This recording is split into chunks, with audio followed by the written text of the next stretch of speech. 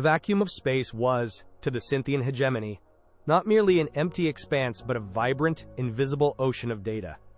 Their entire civilization, from the sprawling megacities on their homeworld to the furthest reaches of their exploratory fleets, hummed with a ceaseless, intricate symphony of communication.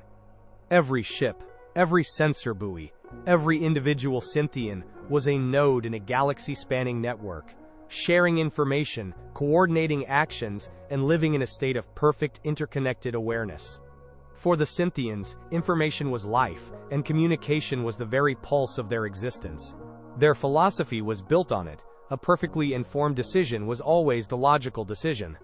Aboard the Harmonic Vanguard, the flagship of a formidable Cynthian exploration fleet, this principle was evident in every shimmering console and every softly glowing data stream.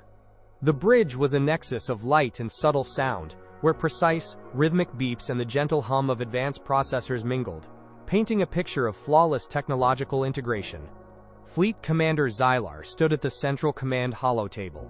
His form, encased in sleek, reflective chitin, was designed for maximum data processing efficiency. His 4 luminescent eyes, each capable of tracking multiple data points, constantly absorbed the cascade of information from the fleet.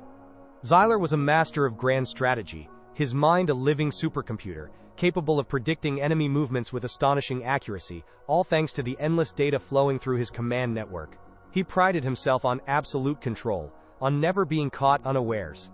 To his left, Comms Officer Zira hovered over her console, her multiple delicate manipulators dancing across a web of holographic frequencies. Zira was young, incredibly fast, and possessed an almost instinctual knack for discerning even the faintest signal in the galactic static. For her, the comms web wasn't just a system.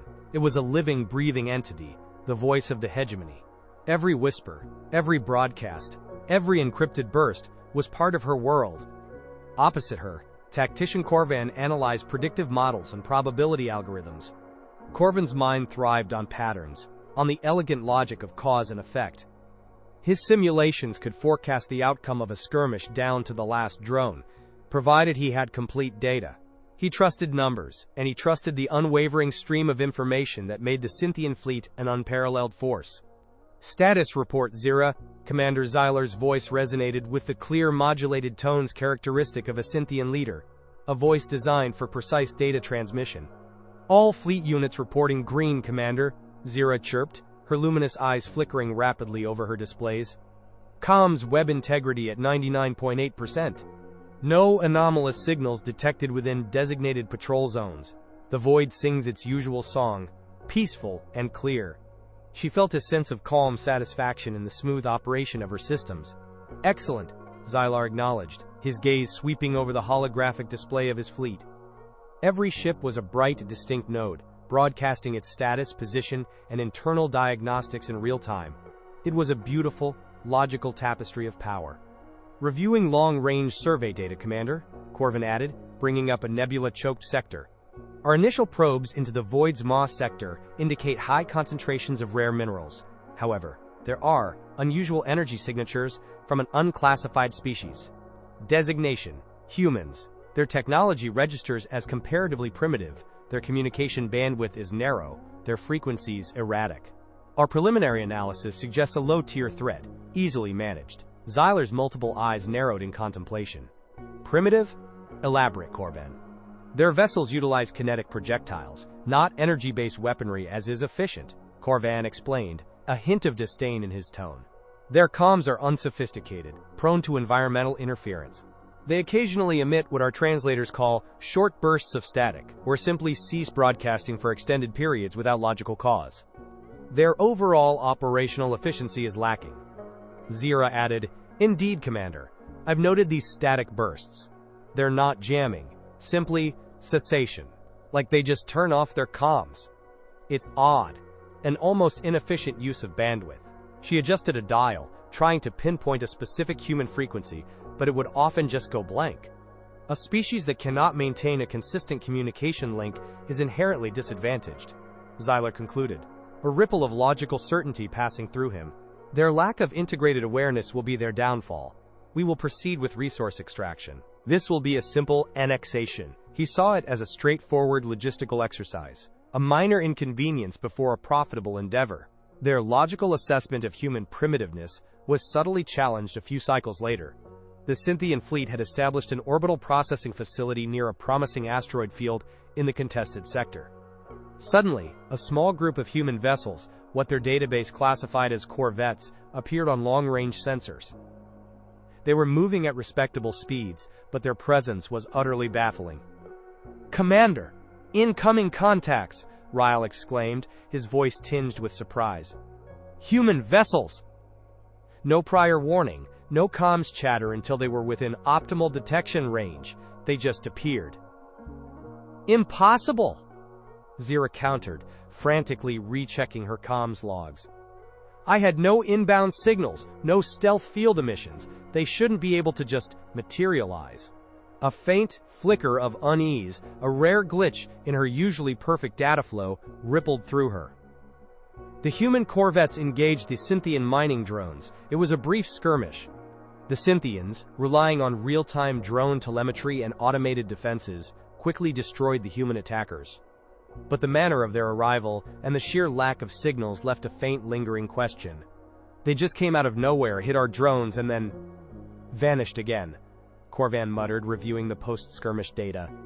No distress calls, no retreat chatter. They simply ceased to transmit. It's inefficient, tactically. Why waste energy if you're just going to die?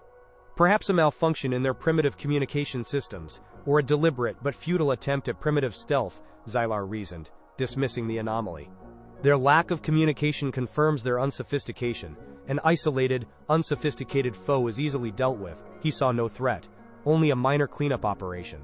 The Cynthian fleet continued its meticulous work, bathed in the comforting glow of its interconnected data web.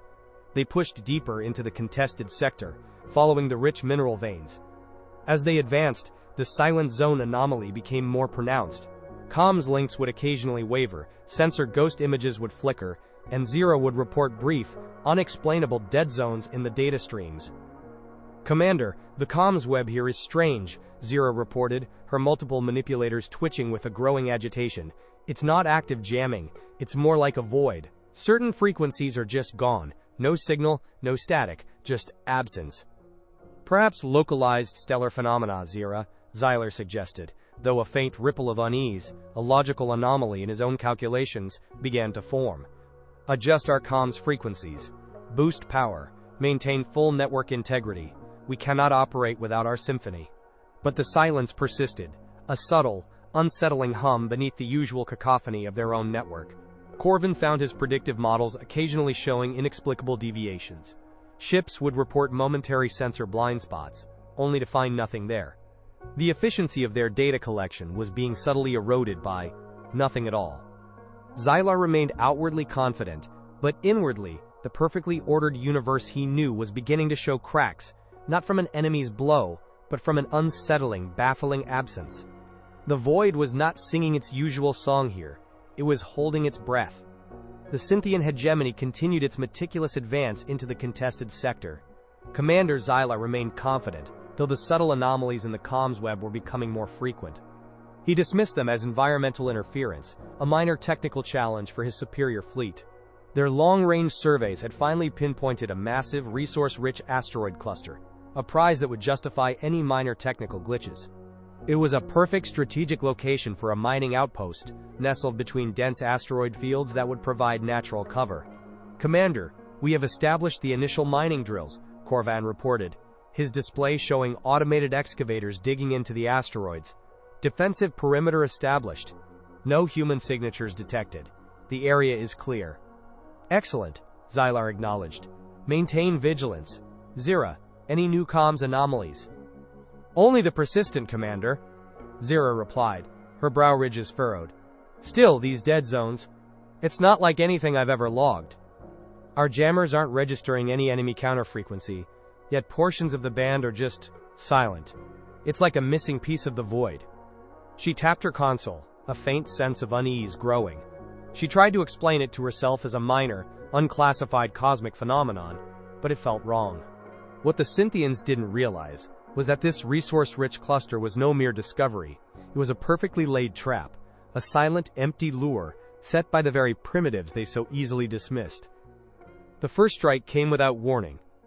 No blaring alarms, no frantic comms chatter from an approaching enemy. One moment, the Cynthian defensive grid showed green, a seamless web of interconnected sensors. The next, a blinding flash erupted from within the asteroid field itself, gutting a heavy mining vessel. Then, another. And another. "Commander! Hull breaches on 3 mining vessels!" Ryle shouted, his voice cracking with disbelief. Energy signatures confirm kinetic impactors, but where did they come from? "Our sensors showed nothing." "Comms are down for those units!" Zira cried out, her voice rising in panic. "No distress signals, nothing but silence where they were a moment ago." Her multi-manipulators flew across her console, trying to re-establish connections, but there was only the cold, unyielding void where vital data streams should have been.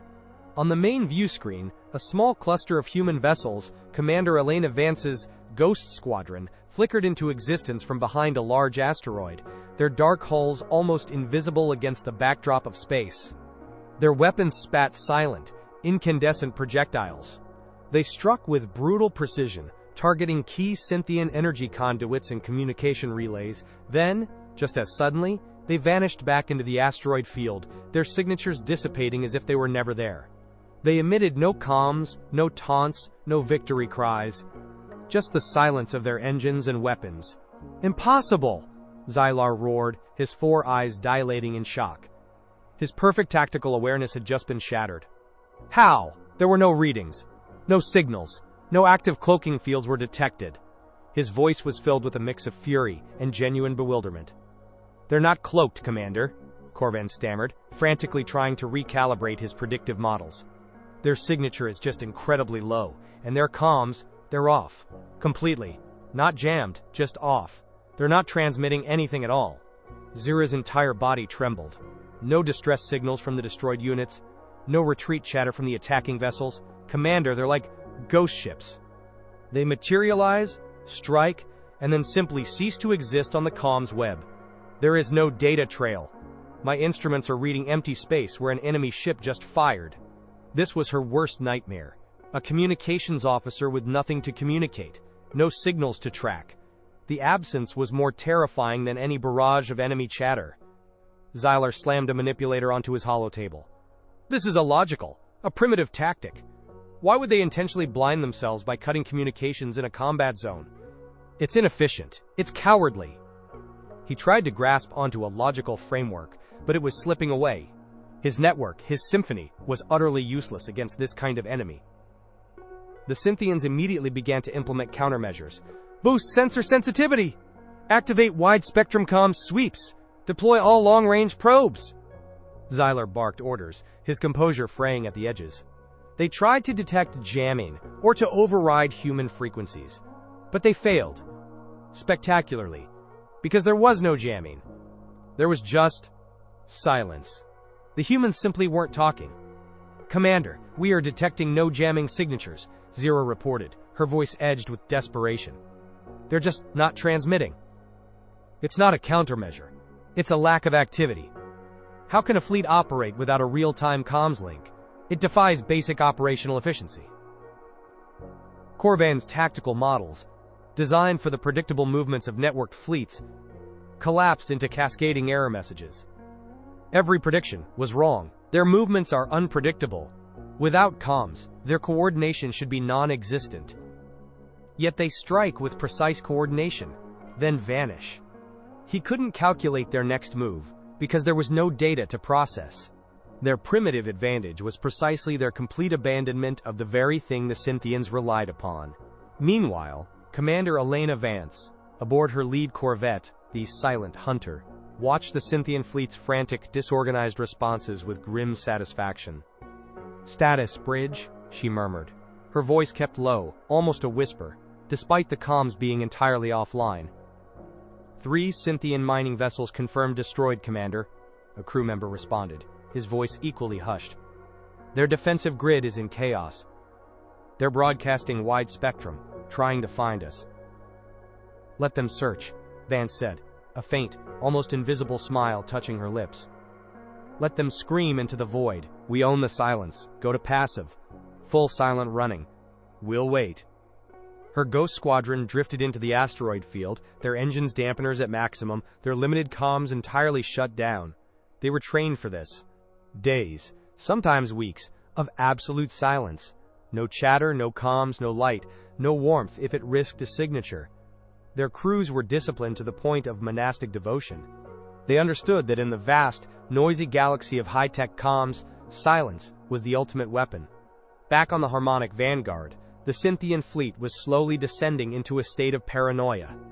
Every ship, every individual Cynthian, was accustomed to the constant comfort of their comms web. They were used to hearing their comrades, receiving instant updates, knowing they were part of a larger, interconnected whole. But now, in this sector, parts of the web were gone. Entire channels were silent. "Commander, Unit 7 reports a sensor ghost on their port flank," Ryle shouted. "But it vanishes before confirmation. They swear they saw something." "Probably a psychological effect, Ryle," Xylar tried to reassure himself, but even his voice lacked its usual certainty. "The stress of the unknown. Maintain composure. We need our efficiency." But composure was breaking down. Soldiers aboard Cynthian vessels felt increasingly isolated, cut off from their network, from the very consciousness of their species. The ghosts could be anywhere. The very quiet of the void began to echo with their growing fear. It was more than just a battle. It was a battle against their very nature. And the humans, the silent hunters, were enjoying the terrifying symphony of their fear. The silent assaults by Commander Elena Vance's Ghost Squadron had plunged the Cynthian hegemony's fleet into a psychological abyss. The initial shock of the humans' vanishing act had morphed into a creeping, pervasive fear. For the Cynthians, whose very essence was communication and interconnectedness, this unyielding silence was a form of torture. It was like losing their senses, their very ability to perceive the universe. On the bridge of the Harmonic Vanguard, Commander Xylar's 4 luminous eyes darted across his hollow displays, but the vibrant, logical tapestry of his fleet had frayed into a confusing mess. Individual ship icons flickered erratically, sometimes disappearing completely from his tactical overlay, only to reappear moments later. This wasn't just a technical malfunction, it was an existential crisis. "Zira, update on fleet comms integrity," Xylar demanded, his voice sharper than usual, betraying the immense strain he was under. His metallic voice box seemed to grate slightly. Comms Officer Zira, her multi-manipulators trembling slightly, struggled to keep pace with the chaotic data. "Commander, the comms web is... it's unstable. It's not external interference, it's internal.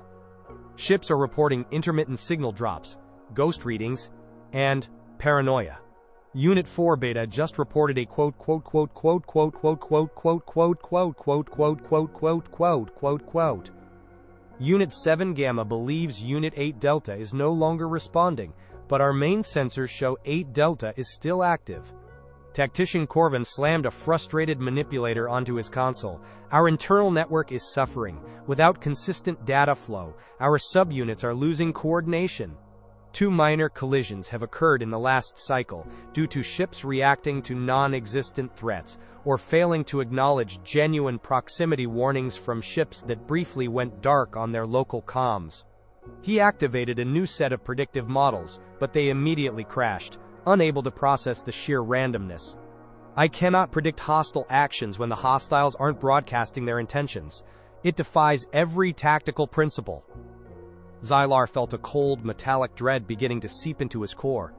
His fleet, designed for perfect coordination, was cannibalizing itself through its own inability to cope with silence.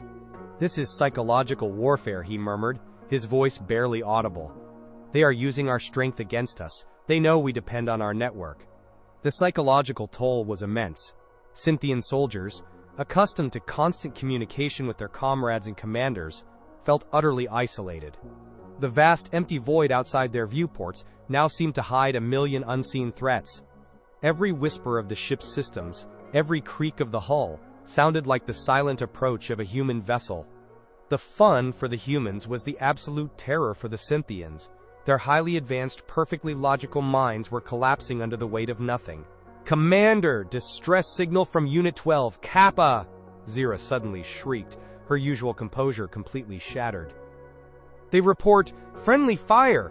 Unit 11 Row fired on them, believing 12 Kappa was a hostile contact after its comms briefly cut out.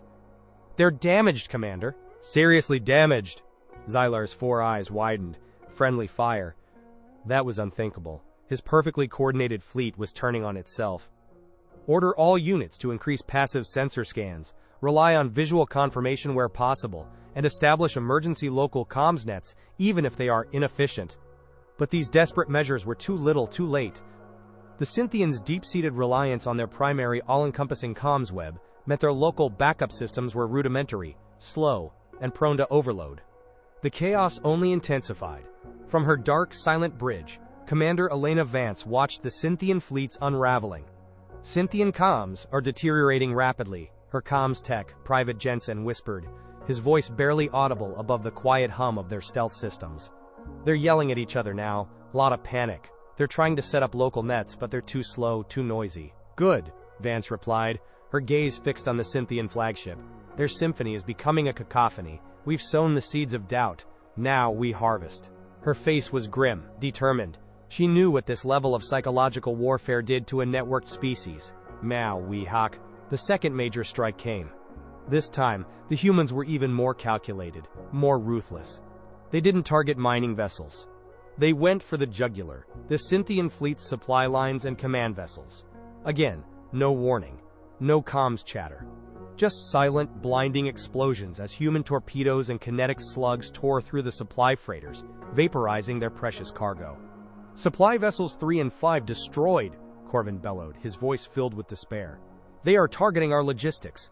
How do they know where to strike when we can't even see them?"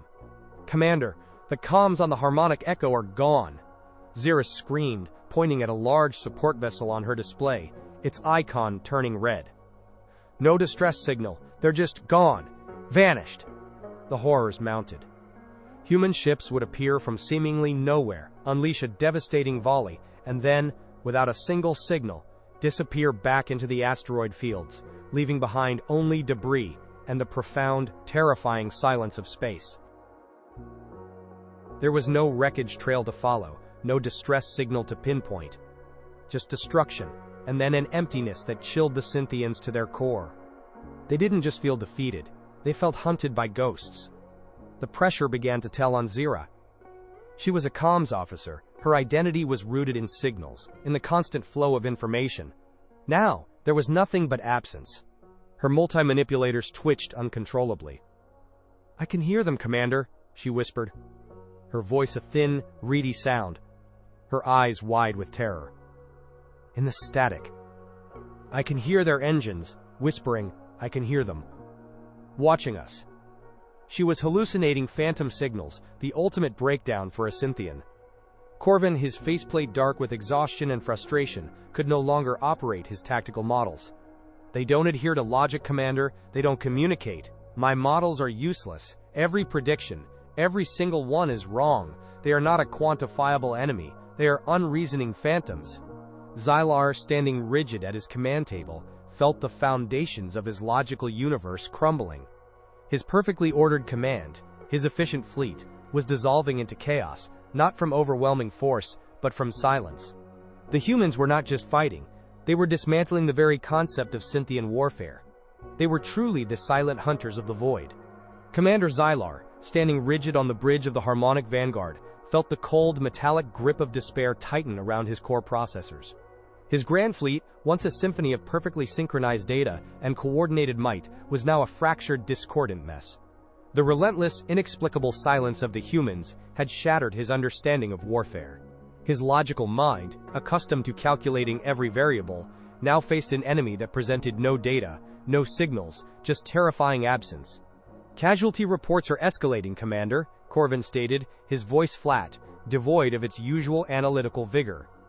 His tactical displays, once vibrant with predictive paths, now showed only the static positions of remaining Synthian vessels, disconnected from any coherent strategy. "Our internal comms net is less than 30% functional. Ships are drifting, unable to coordinate. Some units are reporting complete sensor blackouts." Zira, huddled over her comms console, was barely functional.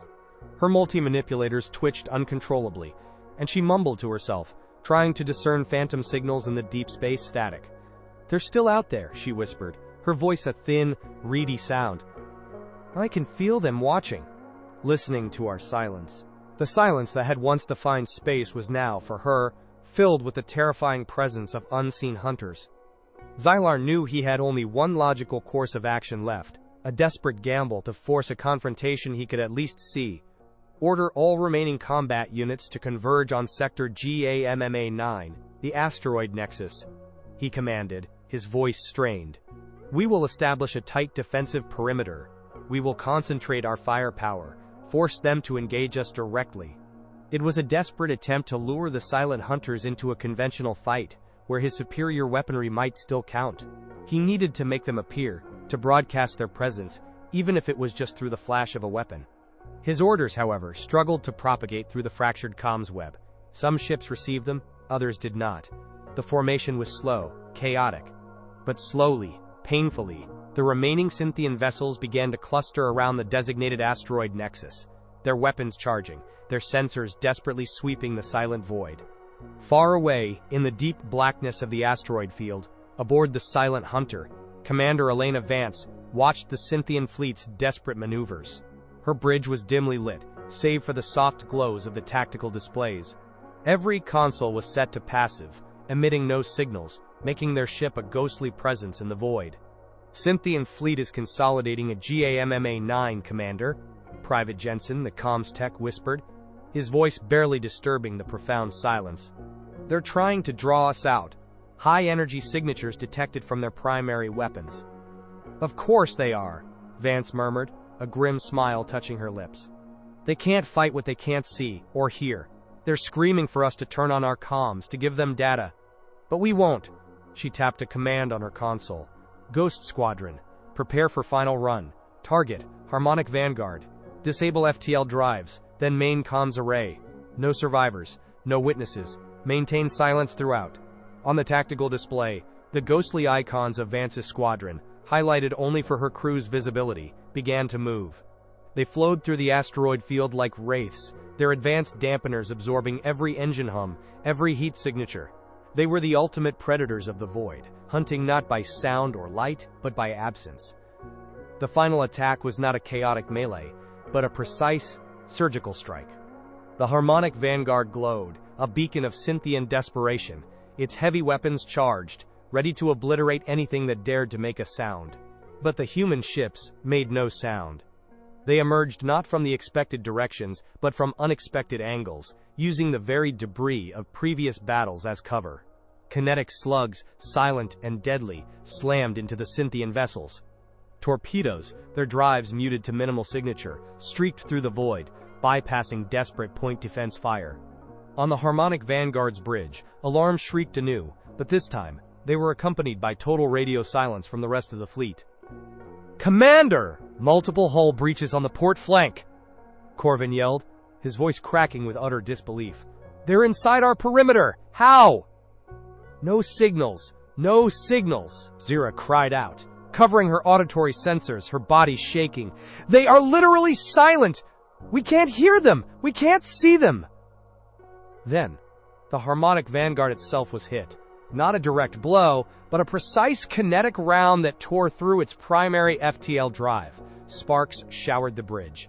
The ship lurched, its massive form beginning to drift aimlessly. A second, smaller projectile, clearly designed for pinpoint accuracy, hit the main comms array with a sickening crunch. The vibrant, pulsating heart of the Cynthian fleet went dark. The symphony died. Commander Xylar stumbled, bracing himself against his command console. He watched as the human ships, small, dark, and utterly silent, swarmed his flagship. There were no roars of triumph, no celebratory comms.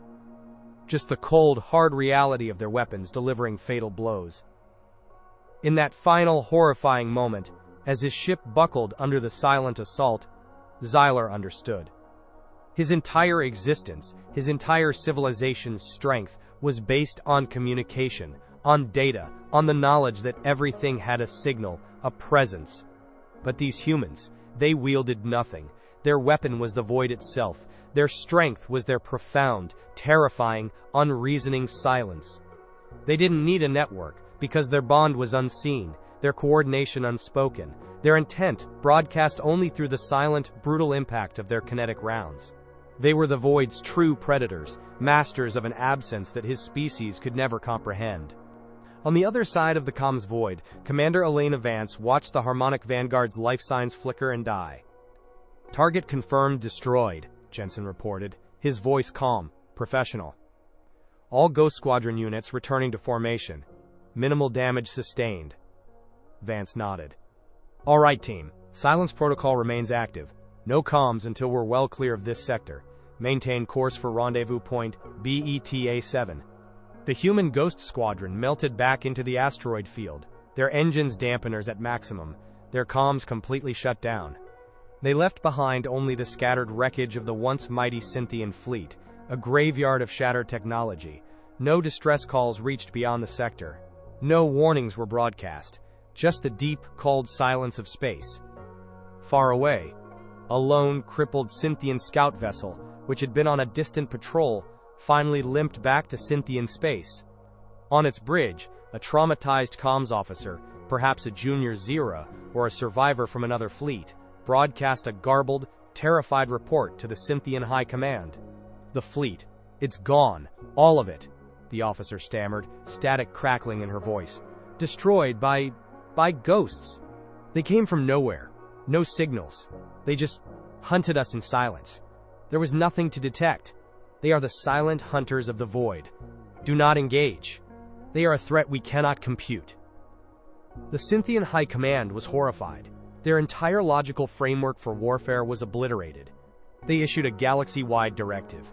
Any sector where humans operated was to be treated with extreme caution. No communication, no signal, became the new, terrifying sign of imminent danger.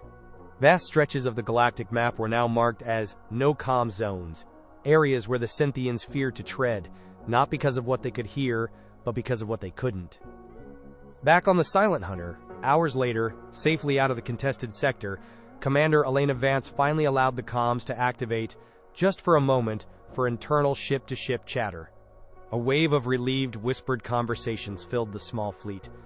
Her crew was tired, but triumphant. Vance just smiled. They hadn't won with bigger guns or faster ships. They had won with the oldest, most human trick in the book, knowing when to shut up. For them, the silence wasn't a void. It was home, and they hunted best when no one else could hear them breathe.